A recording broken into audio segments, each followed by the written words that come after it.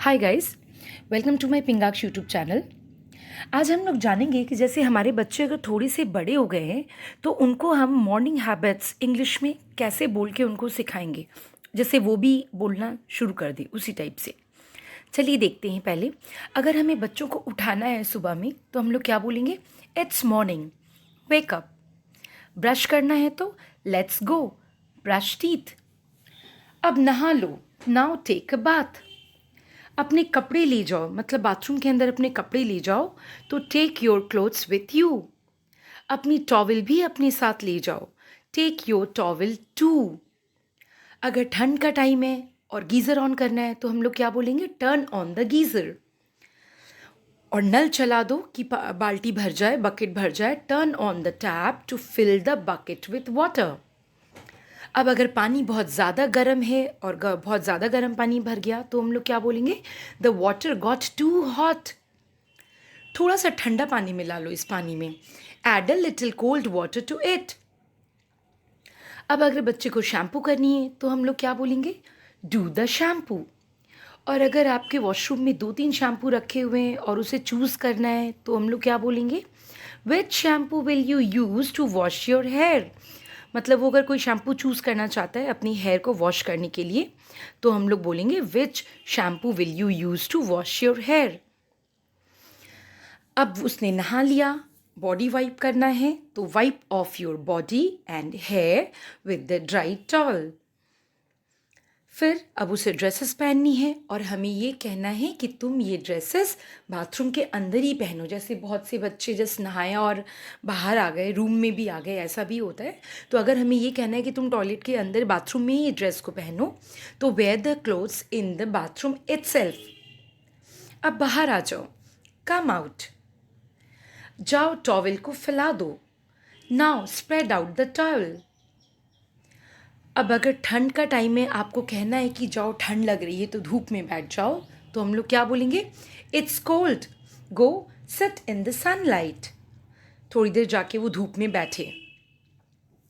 अब हमें कहना है कि हेयर कोम कर लो, कोम द हेयर थॉरली। अगर हेयर में ऑयल लगाना है या फिर ओनली स्कल्प में ऑयल लगाना है तो हम लोग क्या बोलेंगे? Apply oil on your scalp. सिर्फ हेयर में लगाना है तो apply oil on your hair. अगर वो गर्ल चाइल्ड है, उसे कोई बैंड लगाना है उसे हेयर पे, तो आप क्या कहेंगे? Put a band in your hair. अगर उसे कोई क्लचर लगानी है then we will say put the clutcher in your hair. अगर उसे कोई क्रीम लगाने के लिए हमें कहनी है कि फेस पे कोई क्रीम लगाओ, उसे हम किस तरह कहेंगे? Apply the cream on the face. उसे अगर आपको कोई गुड हैबिट सिखानी है, जैसे मॉर्निंग हैबिट्स हम कई बच्चों को सिखाया जाता है कि सुबह सुबह वो पेरेंट्स के पैर छूते हैं। आजकल तो ऐसा नहीं होता बेसिकली, फिर भी मैं बोल रही हूँ, टच मॉम डैड्स फीट। तो हम लोग बच्चों को इस तरह से कह के बोलेंगे कि टच मॉम डैड्स फीट। अब उससे अगर आपको पूजा करवानी है बच्चे से तो क्या बोलेंगे हम लोग? चलो थोड़ी पूजा कर लो, नाउ डू सम वर्शिप। अगर उसे कहना है कि भगवान को जैसे हाथ जोड़ के प्रणाम कर लो तो हम लोग क्या बोलेंगे?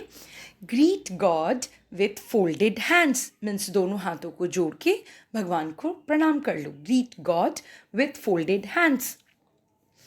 अब दूध पी लो और बिस्किट खा लो। मम्मा ने अब दूध बिस्किट दिया, बच्चे ने नहा लिया, तो drink milk and eat biscuits. अब पढ़ने बैठ जाओ, सिट डाउन टू स्टडी। पढ़ते वक्त सिर्फ उन्हीं किताबों को लेके बैठना जिनकी तुम्हें अभी ज़रूरत है, मतलब जिनको अभी तुम पढ़ोगे। जैसे बच्चे होते हैं ना, जो पाया सब लेके बैठ गए, जिसकी ज़रूरत नहीं है वो भी लेके बैठ गए। तो अगर ऐसा नहीं कहना है, ऐसा नहीं करना है तो हम लोग क्या बोलेंगे?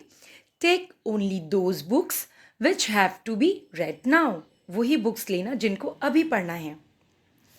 अब बैठो और 2 घंटे के लिए पढ़ाई करो, sit for 2 hours and study.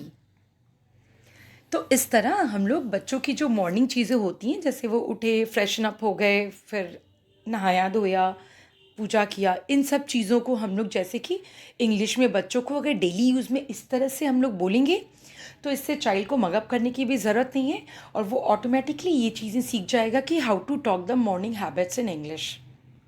I think you have understood. Thank you for watching.